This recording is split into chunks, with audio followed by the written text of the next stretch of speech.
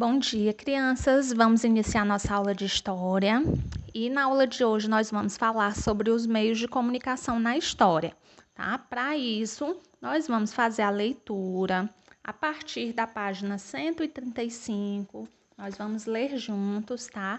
E em seguida nós vamos responder as atividades juntos também, tá? Então serão 2 vídeos. No primeiro vídeo nós vamos juntos fazer a leitura, tá?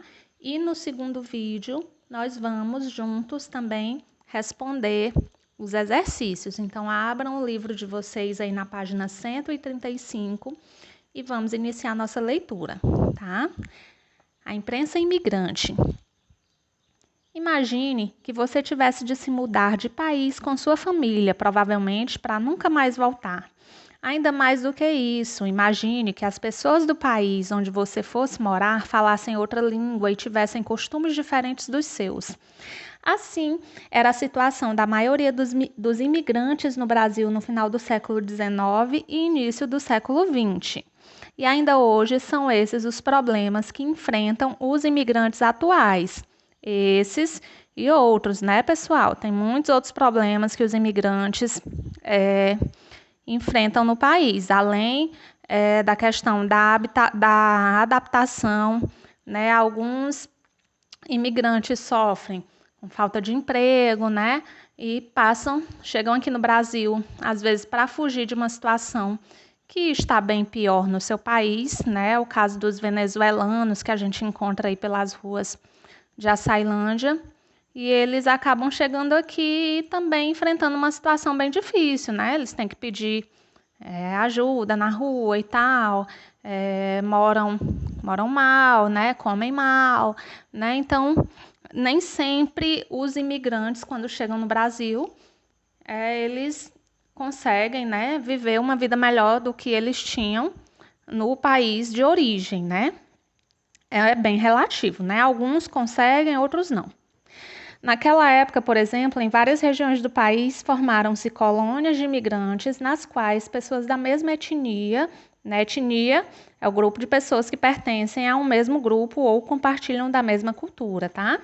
Como italianos, alemães, japoneses, lituanos, poloneses, ucranianos, etc. Partilhavam o mesmo espaço. Foi assim que surgiram, por exemplo, os bairros italianos da cidade de São Paulo, como Belenzinho, Bexiga, Bom Retiro e Brás. E se vocês forem em algumas regiões, vocês vão observar que tem bairros que são habitados, em sua maioria, por uma população de determinada etnia, de determinada origem. Bem como comércio também, por exemplo, os orientais, lá em São Luís. Se vocês visitarem alguns bairros comerciais, que nós já aprendemos que são bairros que, em sua maioria, são compostos por comércios, né? Tem bairros que têm bastante comércios de japoneses, um ao lado do outro, todos de japoneses. Então, eles ocupam ali um espaço em comum, né? Mas eles também buscavam integrar-se uns aos outros por meio de jornais escritos em línguas estrangeiras e voltados para eles e seus descendentes. Então, eram produzidos jornais, né, meios de comunicação que eram direcionados exclusivamente para esse público imigrante que morava no Brasil. Então, por exemplo, existiam jornais impressos em alemão, né, para os alemães que moravam no Brasil. E assim eles se sentiam mais em casa, né, se sentiam mais confortáveis. Em 1893, por exemplo, o jornal Fanfula, da colônia italiana, em São Paulo, teve uma tiragem de 15 mil exemplares. Só para ter uma ideia, o jornal O Estado de São Paulo, um dos mais importantes do país no período, teve naquela mesma ocasião uma tiragem de 20 mil exemplares. Entretanto, nem todos os jornais voltados aos imigrantes eram escritos em língua estrangeira. O Colono Alemão, fundado em 1836, no Rio Grande do Sul, por exemplo, era escrito em português. No início do século XX, Esses jornais cumpriam uma importante função política, pois publicavam notícias de interesse dos operários. Assim, em épocas de greve, esses pequenos jornais ofereciam um ponto de vista bastante diferente do apresentado pela grande imprensa. Então, mesmo quando eles eram escritos em português, as notícias eram feitas de uma maneira voltada para o público imigrante, né? Diferente do que era publicado nos demais meios de comunicação. Vamos lá para a página 136. Rádio e televisão. No início do século XX, o rádio ainda era uma invenção relativamente nova. Os equipamentos da época eram muito caros, nem sempre havia como comprá-los e ainda não existia as estações de rádio. Quem teria interesse em investir em uma estação de rádio se ninguém tinha dinheiro para comprar o aparelho e ouvir a programação? Então, era uma coisa escassa, né? Ainda no século XX. Né? Porque por mais que alguém tivesse dinheiro para investir, né, no financiamento de uma rádio, né, da transmissão de programas de rádio, a população não tinha dinheiro para comprar os aparelhos para ouvir aquela programação. Tá?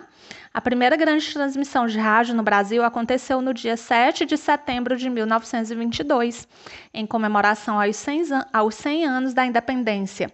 Epitácio Pessoa, na época o presidente da República, fez um discurso que alcançava Petrópolis e Niterói, no Rio de Janeiro, e a cidade de São Paulo.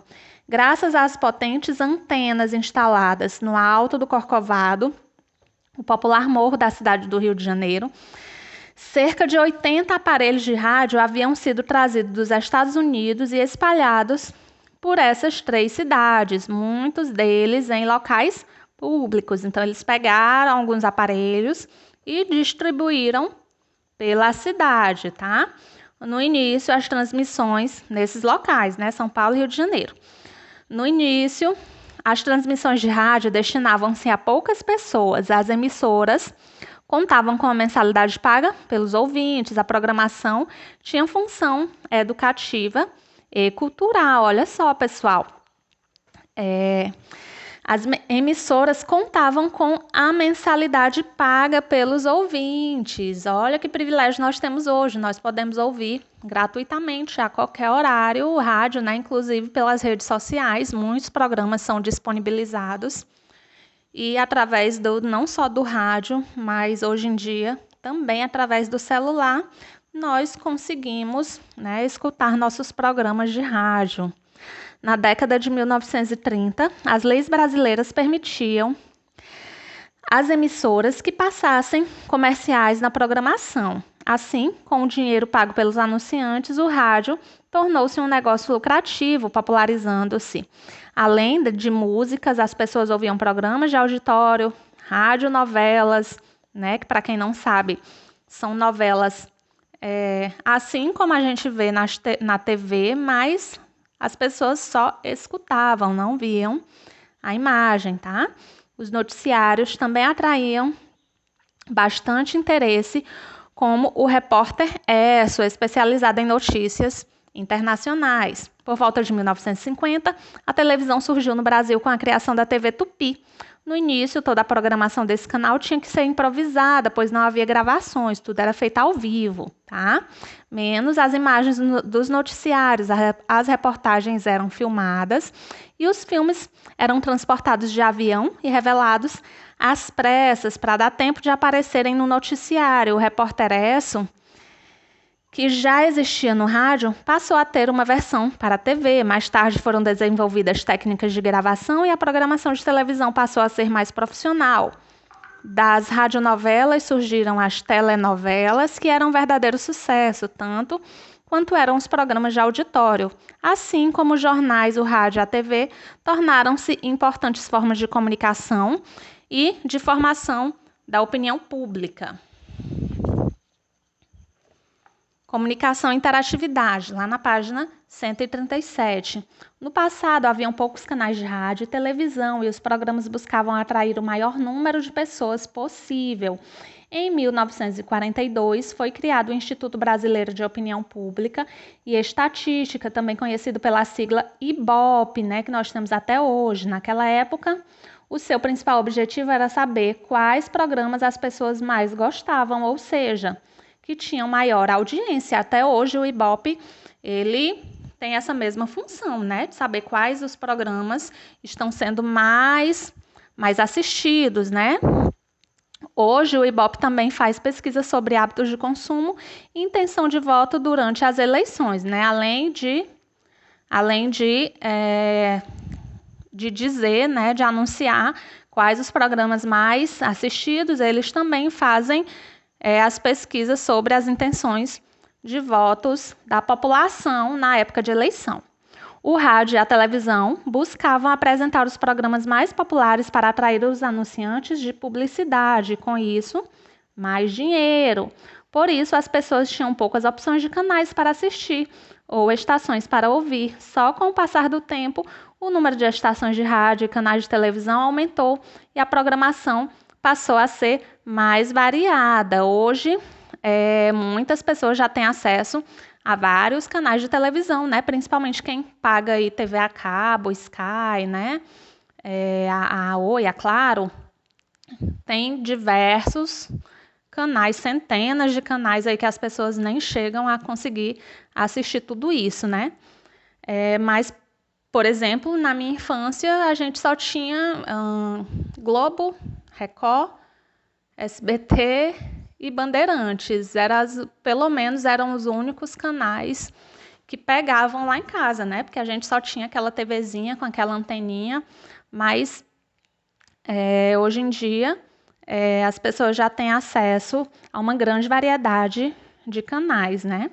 Atualmente, ao ligar o rádio, podemos perceber que há estações especializadas em notícias, outras em esportes, outras em diferentes estilos de música e etc. Isso também ocorre com os inúmeros canais, sobretudo a TV a cabo, né?